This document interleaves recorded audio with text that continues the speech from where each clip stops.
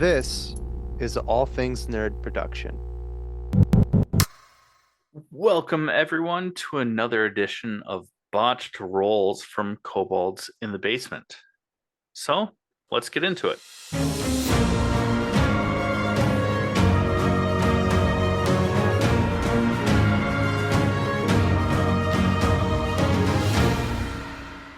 Just like last time, I am joined with Dave, Dave Morris, who in this first campaign is Caster Flamebeard.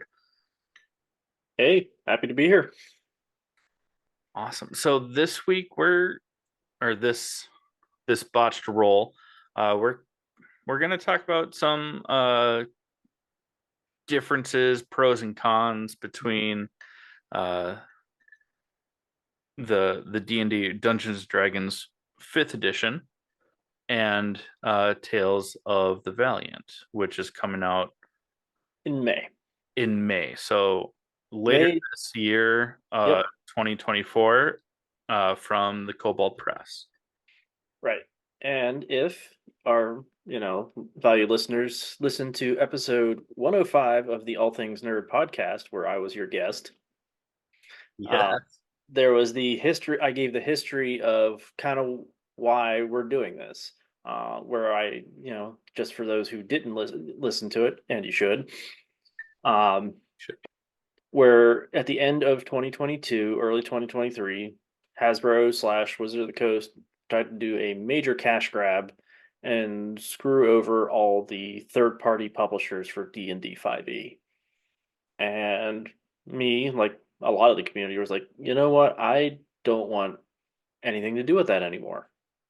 And so I started looking for something very similar to 5e, but at the same time, not published by Wizards or somebody else. So we could transition kobolds over to that, where the players and the DMs will be like, "Hey, this doesn't feel that different," but at the same time, it's not 5e, so it's not supporting, the money grubbers at Hasbro. Exactly. And I mean, I did back the Tales of the Valiant Kickstarter um because of how much you hyped it up, and I was like, okay, I want like a physical copy of, the game master guide um and all that. But based on what how you backed it and stuff like that, you already had I think some sort of insight into some of the differences. So you sent me kind of like a summary, and you're like, this is kind of some of the main differences. Um, Yeah, and so you've backed the Game Master's Guide. I backed the original Kickstarter for Tales of the Valiant. So I will be getting the Player's Guide and the Monster book. I can't remember. It's not a Monster Manual because that's Hasbro. It's Trade. uh, yeah, it's their version of the Monster Manual though from Cobalt Press. Mhm. And one of the things, if anybody else who's listening is familiar with some of the Cobalt Press stuff, their monsters are better designed in general anyway. They're a little more interesting. They have more abilities. They're not just, basic stats in one attack or and nothing else. Even their goblins have at least one or two extra abilities compared to the 5e goblins. And so Cobalt Press puts a lot of time and interest into building their monsters and making them more dynamic. And so I'm hopeful that, based on what I've seen from the alpha version of Tales of the Valiant, since I got to see that as a backer, that 5e or that Tales of the Valiant is going to be a more dynamic version of 5e. Yeah, I mean, the Tales of the Valiant just seems, I don't know how to phrase it uh properly. It just seems like there there's more room for dynamics, whether it's leveling up your characters, creating monsters, the way in which you level up, it just seems almost more like realistic, which sounds weird to phrase it that way, but it makes sense. Like, you can either improve on skills or take a feat, Well, depending you on get the you get to do level. both in Tales of the Valiant. When you Right. level up, you get, a feat. Your normal choice is a feat and one ability score plus one, as opposed to the 5e where it's normally just plus two to ability scores, and feats technically are only an optional rule in 5e. They're not even part of the core rules. Right. And also, taking feats in 5e, like it seems like it's more limited as to when you can take them as opposed to Tales of the Valiant, which I like. I'm really intrigued by the more like flexible growth aspect for characters Yeah. because I haven't been playing D&D like all that long. Um, so I'm more intrigued by like the development stages of like characters and the storytelling, um as opposed to like the strict rules. And I feel like Tales of the Valiant really opens up like a nice like mesh between the two, where you can do certain things that would make more sense for your character instead of having to wait for a certain level to do that. But I mean, you're still going to have that because you only get feats every 4 levels, like you do in 5e. But I think the feats are not as taking a feat isn't as punishing in Tales of the Valiant as it is in 5e, where sometimes you take a feat and you get no ability score changes, and you're almost holding yourself back to gaining these abilities. Where in Tales of the Valiant, you're getting a feat and a plus one no matter what. And I think it's just going to open up a lot more flexibility and more, as long as the feats are balanced, like they appear, more diversity in characters. Like there's not going to be feats that are you have to take these as much. Uh, Right. that's the one of the problems with 5es, especially for martial characters. There's almost like you have to take one of these feats, or you're just not going to keep up with anybody else. Yeah, and for those listening that might not know what that means, what is like a martial character, Dave? So martial characters are your more combat, direct combat oriented ones. So these are your fighters, your barbarians, to a lesser extent, your paladins and rangers. The ones who their main job is to hit or shoot something in combat, where versus casting spells. And so, right now in 5e, casters can not only do more damage than the martial characters with their big spells, but they can just do everything else with their spells. And the marshals are like, yeah, I'm going to go hit this thing 3 times. That's it. Right. Whereas the caster's like, I'm going to drop this big spell that not only does a lot of damage, it also melts them next turn with acid. So it seems like with Tales of the Valiant, uh, it just almost like levels the playing field across the party. Not That's a weird way Well, to phrase it, where it's not I'm like diminishing one, but it's kind of like bringing the martial characters like up to that same level playing field. it's hopefully going to level the playing field. Because it has so much of 5e in it, I'm hoping that Cobalt Press in their final version balances some of the spells a little more. There's been a lot of talk about that. The only system I've seen that does a good job of balancing both, marshals and casters is Pathfinder 2. And I didn't want to move us to that system because I think that would be really jarring, especially for like Shalone and Steven who haven't played a lot of campaigns. And Also, for us who use Roll20, the online interface just isn't as friendly. We'd have to do a lot more stuff building and manually for Pathfinder 2. It's a great system. I really like it. I think we could probably do a one shot sometime with it, but I think it would be too much of a change. I wanted something that that you and Shalone and Steven are going to be like, hey, this feels just like what we were doing. And for the most part, it will be, but there's just going to be new classes, new abilities, but all the rules are going to be exactly the same for the most part. A couple of cool changes here and there, like the luck system, which I'm excited to try out. Yeah, speaking of that, the luck system, that was something that you know, had sent me some information on because again, I was not an early backer of this. So explain what it is. It seems, because in 5e there are luck points for like certain classes, subclasses, races, things like that. Yeah, it's the one feat. Hmm. Okay. Yeah, in 5e there is the lucky feat, which gets you 3 luck points a day that you can use to re-roll a roll, or make somebody who attacked you re-roll a roll. The only other thing that's close is what halflings have, where if you roll a natural one, you get to re-roll it. Yeah.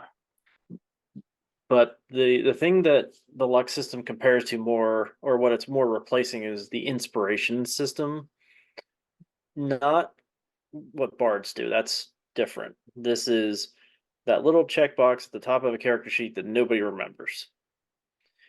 It's this thing where the DM could reward a player for doing something amazing, either in role playing or combat or something. And then you say, hey, you get an inspiration for this, which you get to use that and gain advantage on one roll. What the luck point does is it's something that triggers when you like roll a natural one, or there's a couple other triggers for it. But when you get to accumulate them, and you can have up to 5.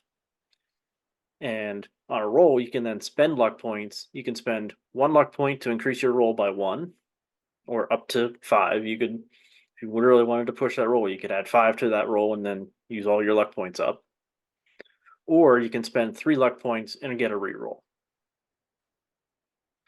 Now, the only trigger is if you have 5 luck points and you do something that would earn you a new one, it resets it and you got to roll a d4 to figure out how many luck points you have again. So it's encouraging you to use them a lot. Yeah. And I mean, that first off just sounds really interesting. Now, it say you use 3 luck points to re-roll.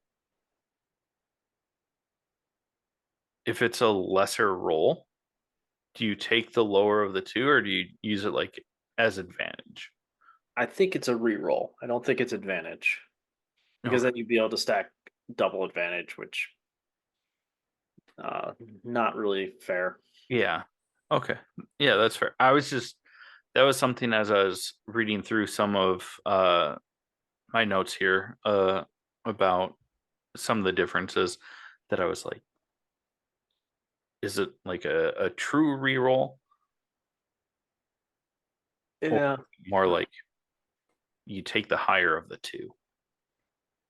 So I have But I look at the guess if you were to use, you know, 3 luck points to re-roll because your first attempt didn't succeed and you rolled lower, it doesn't make much of a difference in that instance. Yeah. So well, here it is. I just pulled it up from the alpha document I have. So gaining luck points. So you gain when you fail an. It's not even natural. It's when you fail an attack roll, save, or saving throw. You gain a luck point.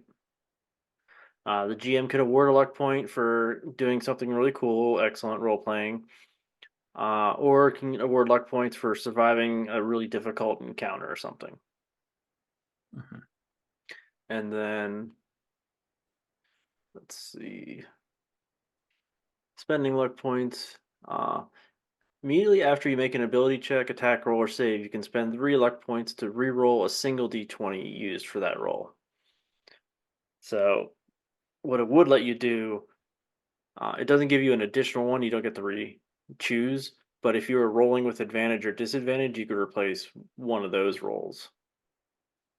So say you're rolling with disadvantage and you rolled like a natural one and something else, you could then spend 3 luck points and re-roll that natural one, so you don't get the one on your. Okay. No, I mean it sounds really cool. I'm really intrigued to because this is something that we've talked about for it's going to be uh like a slow transition I think for campaign 1, but when we get to campaign 2 we're going to be solely using Tales of the Valiant because Yeah, to put it bluntly, screw Wizards of the Coast and Hasbro. um yeah, and so we can start when Tails officially releases in May. We can start using the additional rules and everything. And the nice part is Tails is 100% compatible with 5e. So Shalom, Steve, and I, we don't have to change our characters for any reason. It doesn't right.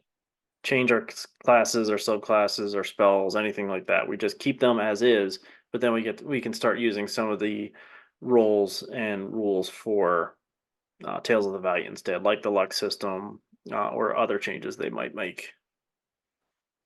and And and some of those changes with along the lines of characters is you know leveling up, and then also in the future when get to the point of like campaign 2, or if there happens to be like I don't want to see TPK, but like a player death, a yeah, character death.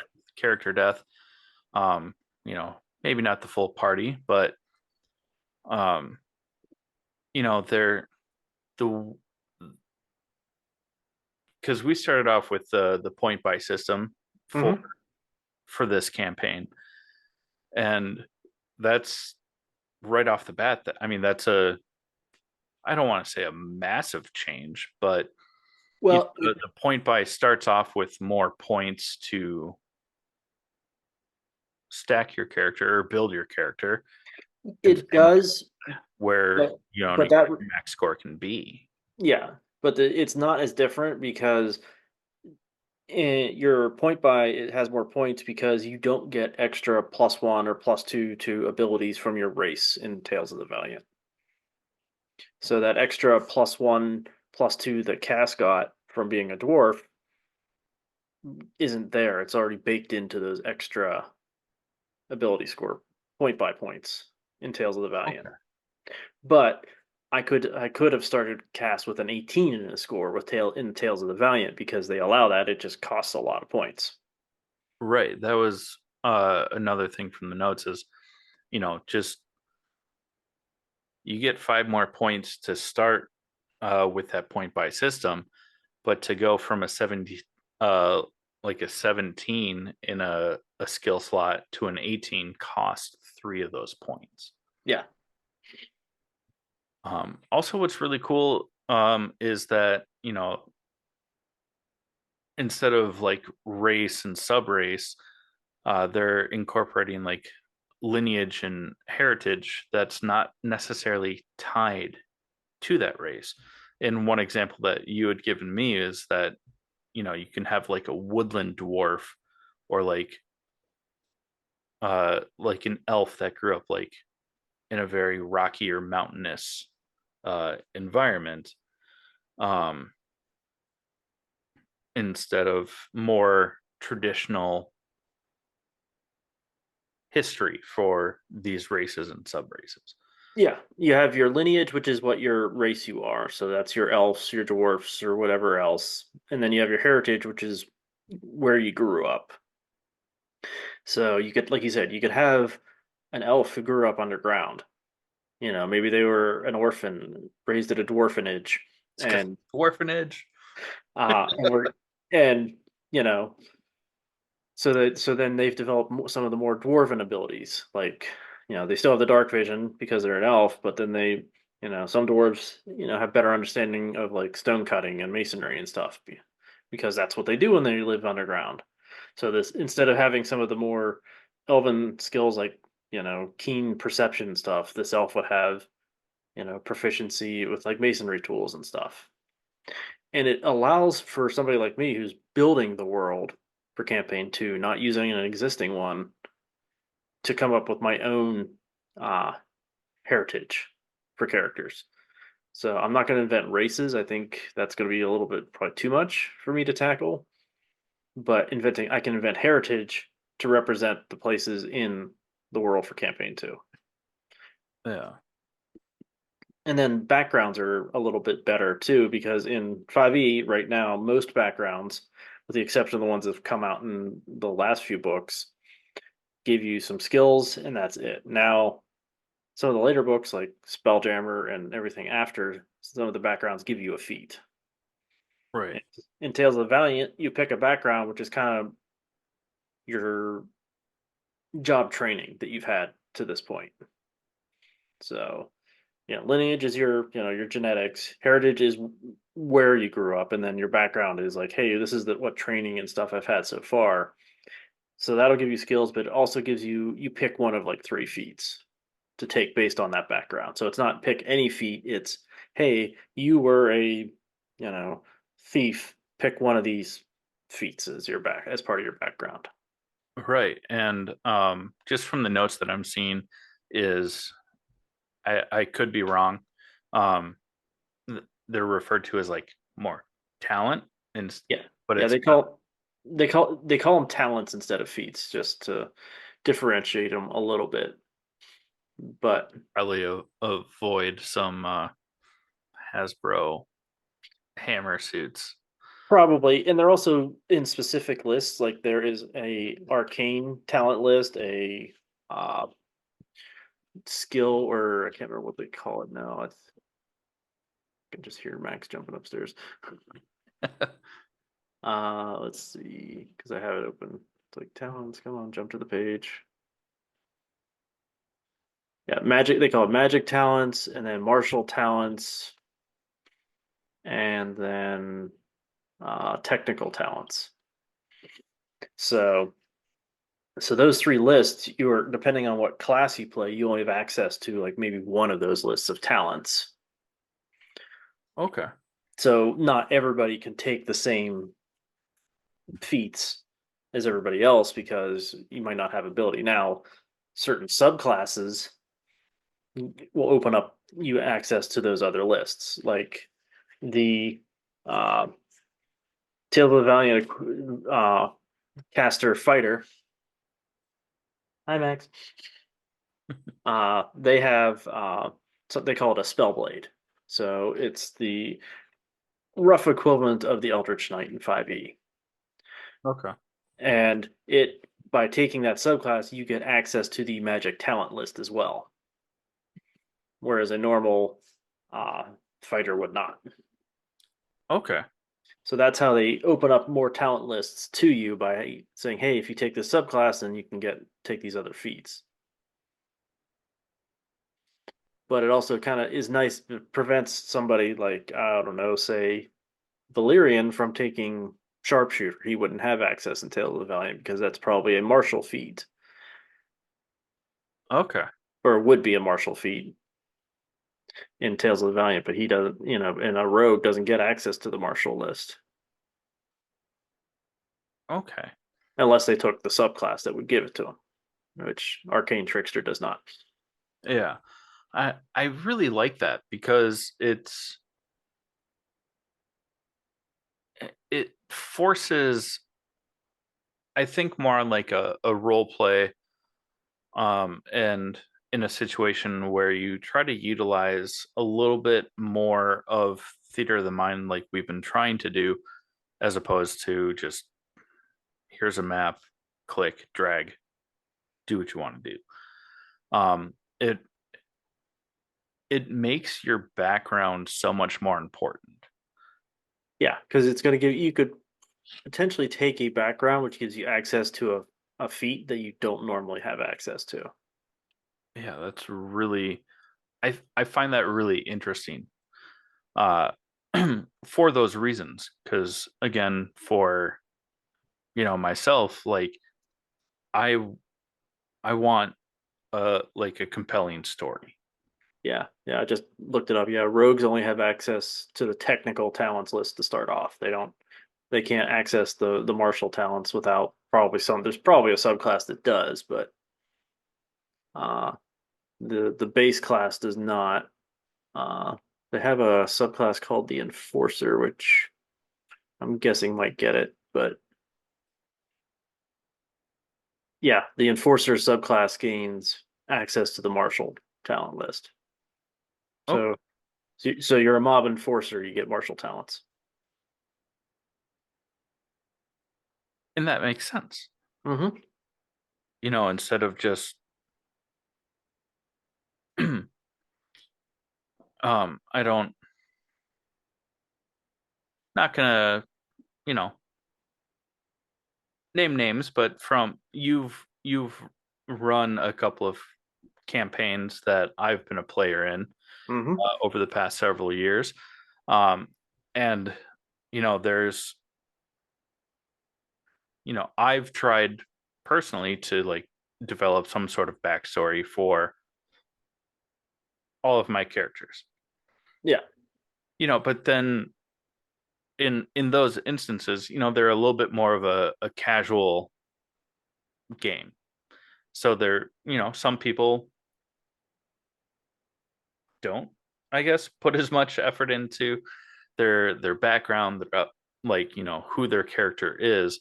And I feel like Tales of the Valiant really almost, I don't want to say forces you to think about it, but it encourages you to be more mindful about your background and stuff like that to build the character that you want to build.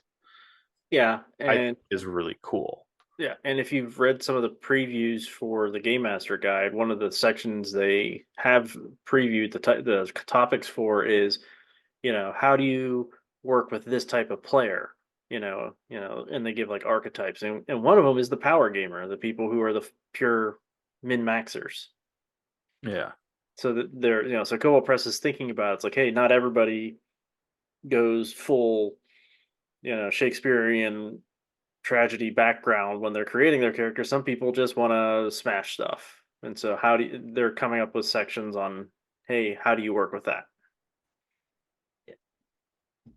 Oh, I am so stoked for Tales of the Valiant to come out. It I think that it's going to be an incredible replacement for 5e without shaking the foundations of people that may have been much more of the casual player beforehand. Um, yeah, man, Yeah, I'm so excited about it. yeah. And I showed you guys like the character sheet for, a blank character sheet for Tales of Valiant, and I was like, hey, can you guys really tell the difference between this and a 5e sheet? And when you look at it, you're like, there's not enough difference really that. Yeah, a slightly different layout, but other than that, everything is still there, which is Yeah. really cool. Yeah, and that's why I think it's the best one for us, because this is like Steven's technically second full campaign. Hmm. Shallone's first, kind of. She's had the job board. Yeah, she did some one shots, but Yeah, and trying to transition them to like a whole other system, I think it would hurt them enjoying it, and as well as us trying to tell a good story because we spend too much time on new rules. What's that? I think that it would, you know, hurt me as like on first off as the GM for this campaign transitioning partway through the campaign into it. I think I would have a really hard time if it was more drastic of changes. Mm-hmm. But also as a player, even though I've been playing for several years and have, gone through a campaign, like a full campaign, multiple one shots that we kind of created into a job board slash mini campaign. I think that I would still struggle with more drastic changes. So I think that what Cobalt Press is doing with this uh, is, I think it's a perfect transition, and I really like the changes that I have seen so far for this. Yeah. And the other thing that I think is going to be fun for everybody who's going to be the players in campaign 2 and beyond is when we get there, it's all new subclasses. It's not the same old subclasses that we've seen. Technically, these will all be new options, things for us to explore, new potential abilities and combinations and stuff that we've never seen because you know we didn't buy all the Cobalt. We didn't buy like Midgard or the Tome of Heroes from Cobalt Press, and I'm holding off on that because I'm just waiting for Tales of the Valiant to see how much is merged into it. Right. Because that was where the beer domain cleric came from. Was from Tome of Heroes. Okay. So we had those NPCs in the one job board that had that were that. And so, yeah, I think it's just going to be really exciting across the board with Tales of the Valley because it's going to be familiar. We're not going to feel like we're reinventing the wheel, but we've just changed the tire on this wheel. It's brand new tread, lots of new stuff for us to figure out, but not in a bad way. Right. Yeah, I think that's a really good analogy. It's not reinventing, but just kind of modifying. Um, but taking the things that work and not trying to redo that, but just updating it. It's uh since you said wheel and tire and stuff like that, my mind went to just the car world. Um, it's like going from a Honda to an Acura. Like pretty much the same. Yeah, But under the chassis is all the same. yeah, but the base of each, there's a noticeable enough difference to influence your decision to go with one or the other, but the overall mechanics still work the same. Yeah, yeah. So yeah, it was originally they were targeting April for Tales of the Valiant release, but then they came out and said, "Hey, we've got more pages than we originally anticipated, so we're going to need more time to finish the layouts." Yeah, So if you're going to give a reason for delay, that hey, we need 30 more pages in each of these books, that's a pretty good one. exactly. 1 second. I need to feed my dog really fast. I figure probably about 15, 20 more minutes. Yeah, I just got to go. I got to make Max dinner here in a little bit. Okay, cool. Give me 1 second. I apologize. Sorry for the interruption, dear heroes, but I just have to ask. Are you like me and my friends, where your food tends to be lacking just a little something extra? If you are, then look no further than Crybaby Craig's hot sauce to fix all of your spicy and saucy needs. Because this pickled habanero and garlic hot sauce will go on practically anything. It was started by Craig himself in the Twin Cities of Minnesota, and this sauce has become a staple of all hot sauces and flavor enhancers across the lands for many, many moons. If you don't believe me, go and check out crybabycraigs.com and order yours today to, quite frankly, just better your life, or at least your taste buds. But be sure to let them know that we sent you and enjoy the best damn hot sauce there is. Now, let's get back to the show. Uh, so another thing that I saw, and maybe you can explain it a little bit better, is like with the magic that's available in Tales of the Valiant. From the notes that you'd sent me about this, like rings instead of levels.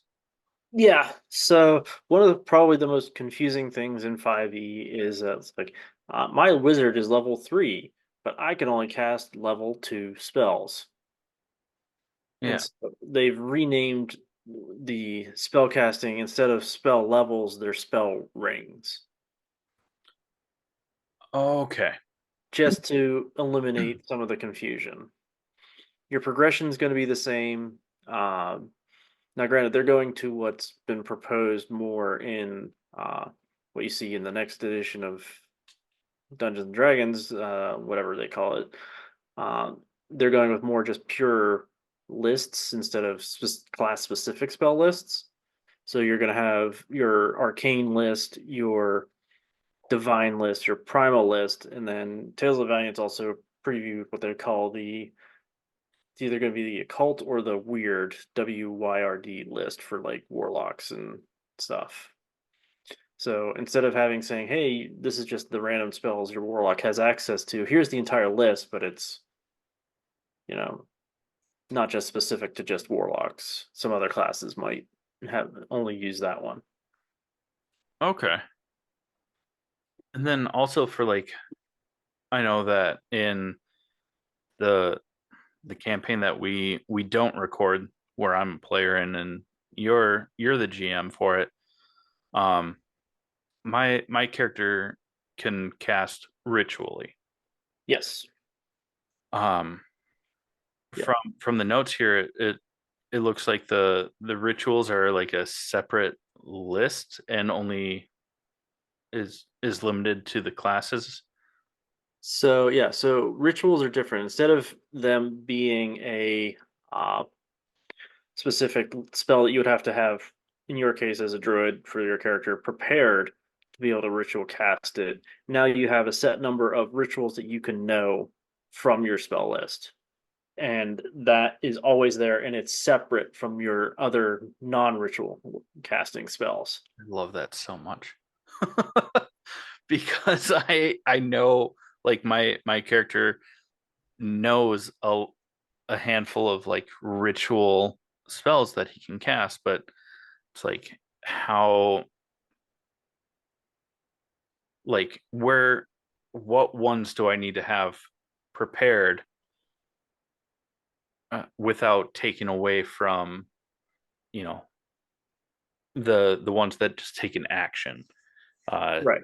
to cast and trying to balance that based on the type of encounters that we've had, what we might be walking into, what I've been using more or less of. So it would be something separate. Yeah, so you have a list of like, I'm the cleric in the Tales of Valley always says, hey, you can prepare, you know, spells equal to your cleric level plus your wisdom modifier. But then there's now a ritual list that shows you how many rituals you can have known based on your class level. So a fifth level cleric can have 3 rituals known that don't count towards their prepared normal spells Oh, of the day. okay. So you get to learn more spells, though it's a smaller list, and they're only castable, I think, as a ritual. That oh, I love that. That was one thing that I always found weird. Not always, because it's the first time that I've had a character that can ritually cast, but just having that ability to ritually cast something and not take a spell slot made sense.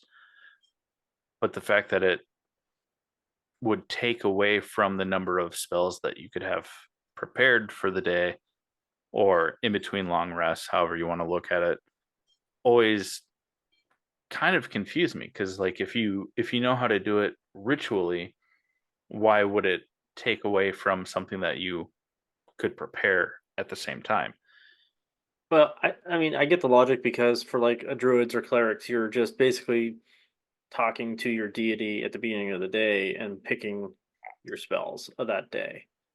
The one class that does this kind of normally in 5e is the wizard.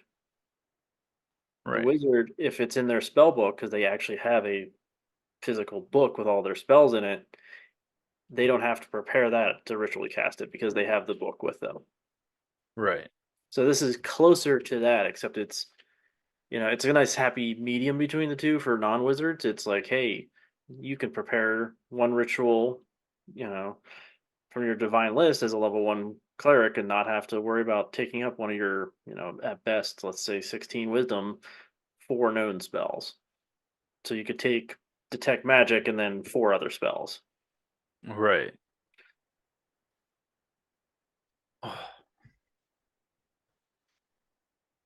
I I am so I've said it before tonight. And I'm so ready for Tales of the Valiant. I think that I honestly, I think think that's a rule we could transition in when we switch. yeah. I think that that's something that we should.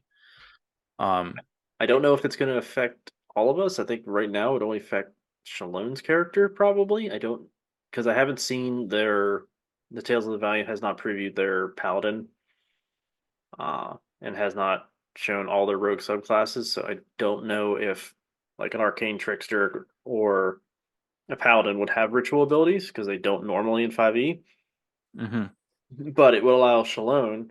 And if you we just released episode what 4 and 5 recently, there was one instance where my character Cass was literally asked, he's like, "Do you have detect magic?"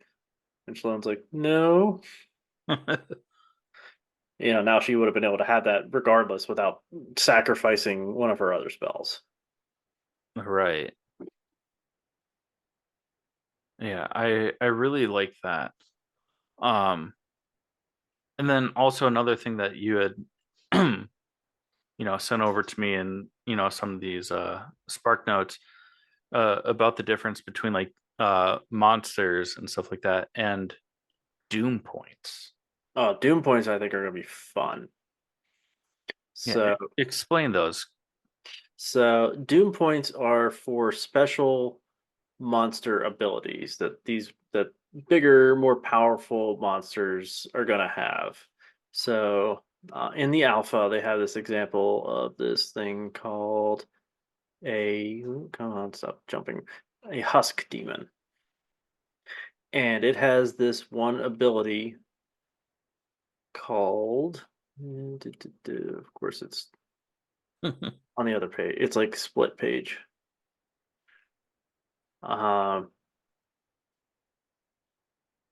yeah, it has this. There's abilities that like say, hey, Doom uses that, and so it can only use that if it has a Doom point. Now, granted, monsters start with a Doom point, so they get one use of it regardless. But then uh, they can do something else with these Doom points, and then if somebody rolls a natural one against the monster's either attack or if the monster forces a saving throw and they fail, then the monster gets its Doom point back. Okay. Yeah, because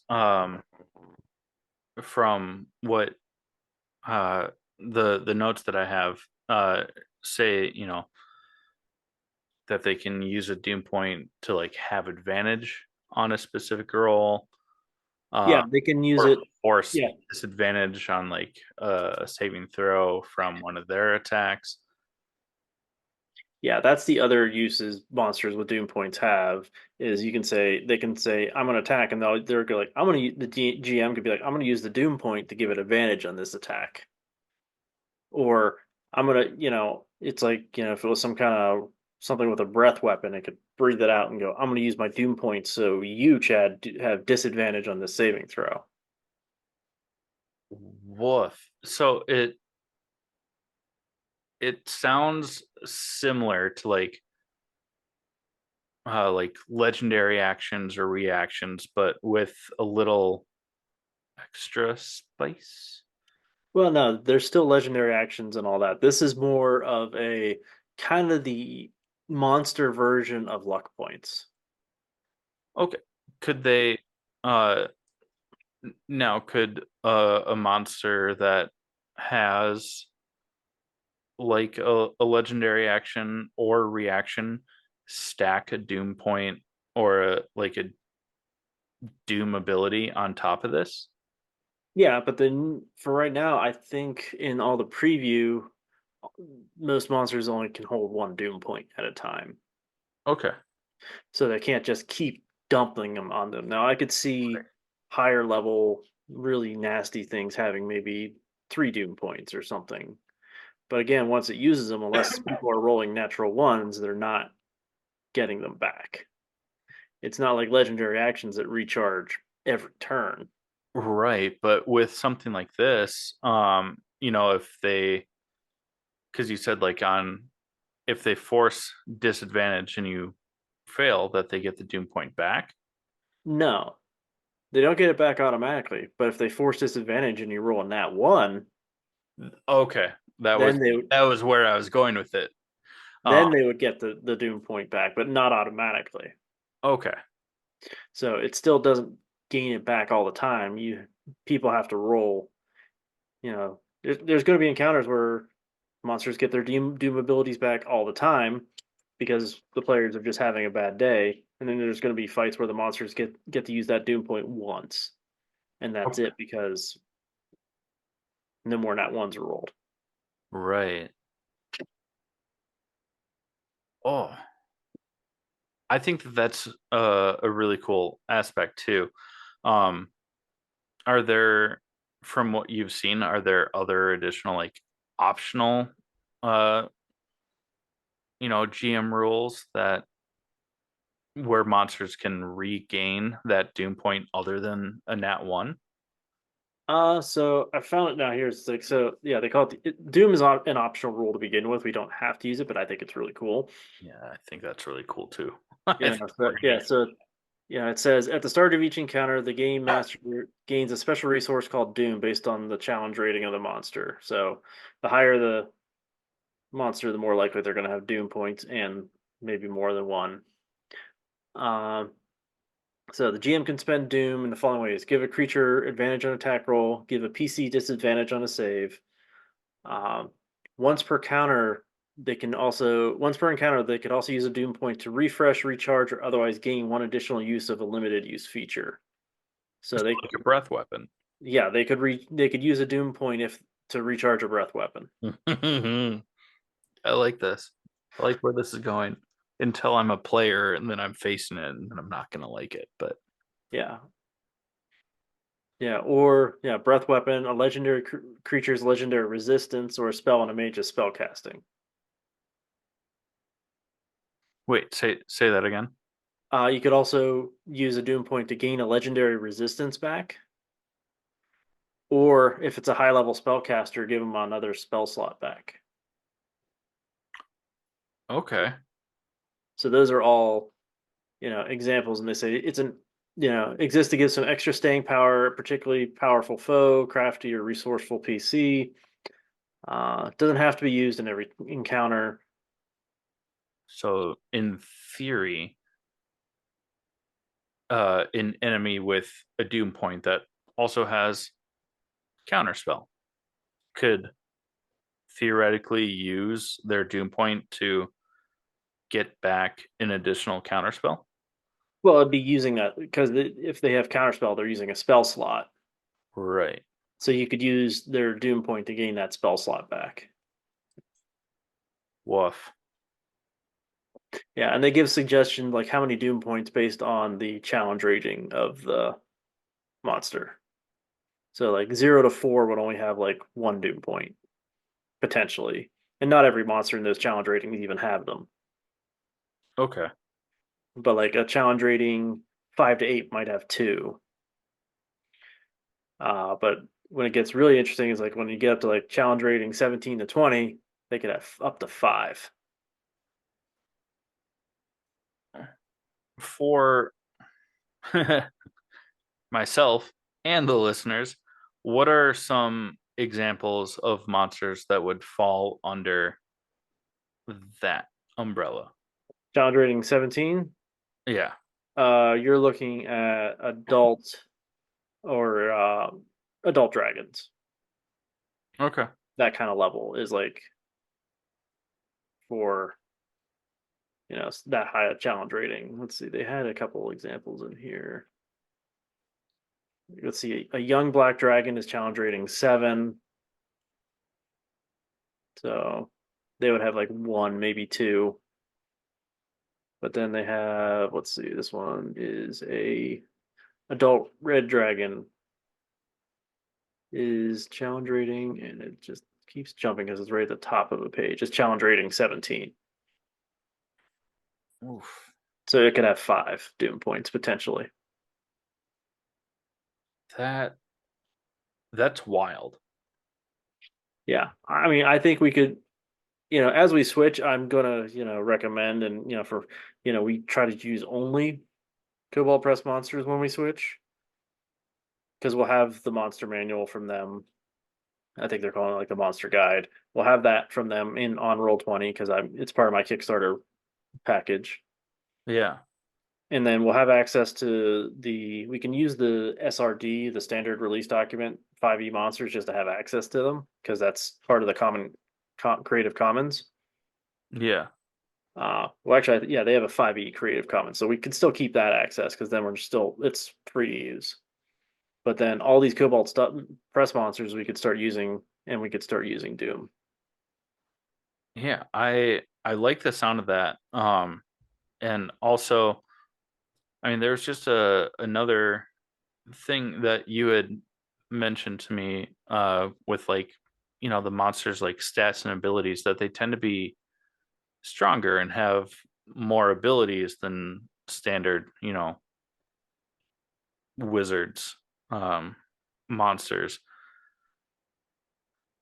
Yeah, Can you explain that? And I know that it ties back into, like the character development for player characters because they have, more points to buy with, so and the fact that, you can either do a, gain a feat and still get +1 to a skill, or just take the, the +2 and stuff like that.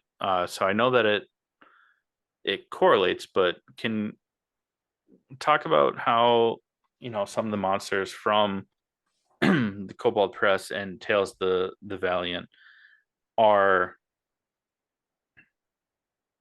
or the I same, guess the compare. same but different. Yeah, like, So, explain that. yeah, I mean, while the stats are going to be about the same for player characters, characters are intended to have more feats, which is going to give them more abilities, more cool stuff. And then, for our campaign too, where I'm GMing, I'm, giving you ideas that I'm going to bolt on even more on top of that. Like once a day abilities for stuff that I'm going to more or less borrow from fourth edition because Yeah, nobody really talks about that anyway. They don't really like no, fourth edition's the hidden edition of D&D anyway.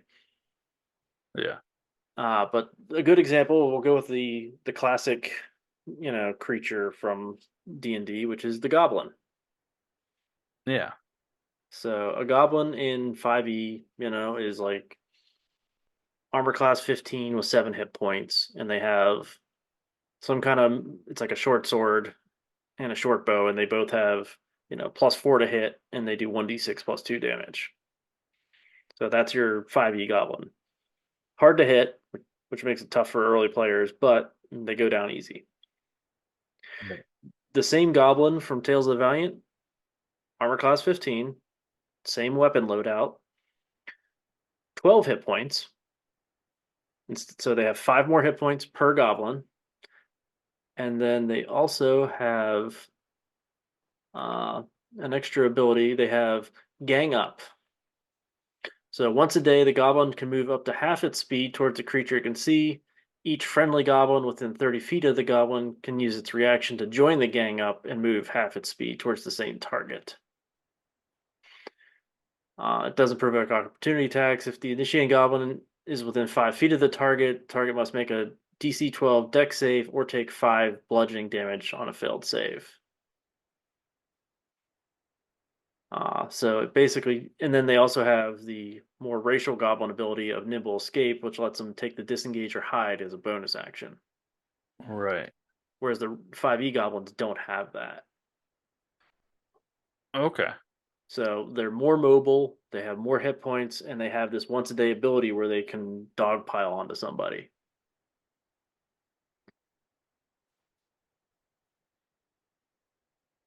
I mean, I can see it both from a GM and a player.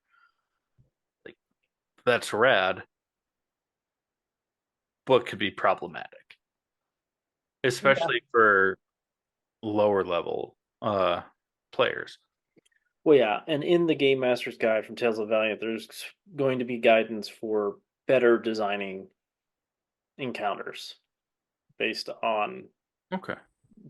player level and challenge rating. That's one of probably the biggest flaws of 5e is you can take, according to the math, if you have 4 level 1 players, then 4 goblins should be a good fight for them.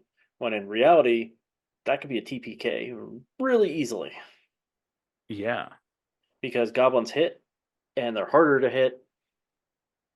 And so I'm really curious to see how Cobalt Press tackles that because I think they may have to adjust challenge ratings on certain creatures. Uh, like a goblin might end up being like a 1/2 versus a 1/4. So it would take 2 goblins is a good match for what level 1 players instead of 4, Right. or maybe 1/3 or something. Just because 1-on-1 a goblin can take a level 1 player in a lot of cases. Yeah. Yeah. I'm really excited to get my copy of the GM guide. Uh, Yeah, that should be releasing. I think it's like September or October this year okay. is their targeted date for that, and it's hit a lot of its Kickstarter extra things. Yeah. I think I'm getting the PDF version. I think something that I can upload to Roll20. And So a hard they haven't released anything for the VTT versions of the Game Master's Guide yet. okay, then not that. It's just gonna be digital like maps. I think is the extra little. That's what it is because I've gotten a couple of emails, um, Kickstarter updates. Yeah, yeah, I've gotten them too. I only did the digital for them. Uh, but yeah, they've said there's unlike the original Kickstarter, which was the launch. There's not a virtual tabletop option. They're going to release that separately. Okay.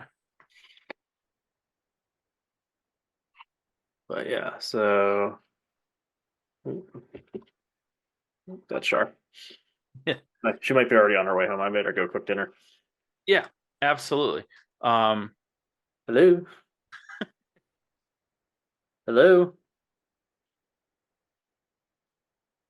Okay.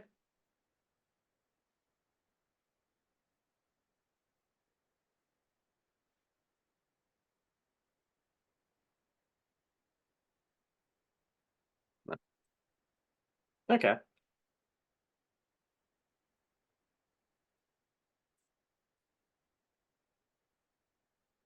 You would get a 4 out of 5.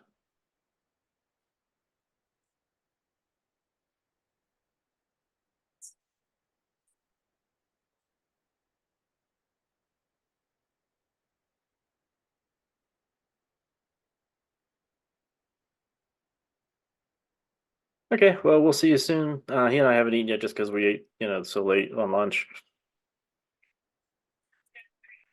Bye. So apparently it was a good tie, but not spicy enough. Ah, She got a 5 out of 10 where she used to get a 4 out of 5. So oof. yeah. And so the Tales book is going to be, it's the Monster Vault, is what they're calling it. Okay. Well, for our listeners, we'll keep you all up to date on more things, Tales of the Valiant, as they become available. And we will start transitioning into that rule guide as we go. Also, well, I guess if you're still listening to this, that means that you are already a subscriber on buymeacoffee.com. And we appreciate that so much. And, uh, keep your eyes peeled. We'll have more of these botched rolls um, as we make our way through the campaign and as more news becomes available for all things tabletop RPG and virtual become available. You all Yeah. have a good night and thank you. Well, I will say, probably in the upcoming episodes of Botched Rolls, I think we can start maybe previewing the world of campaign 2. Yeah, I I, think that that's one thing I really want us to tackle in the future is the one just the process of home brewing because uh by the time this comes out, we may or may not have gotten to the our first homebrewed monster in campaign 1, but Dave here is doing a full-on homebrew world and everything, and that I'm so excited for it from the little that he's uh, told me about. So I think that we should definitely tackle that in upcoming botched rolls. But yeah, yep. thank you everyone, and we'll see you soon. All right. Talk to you guys, everybody later.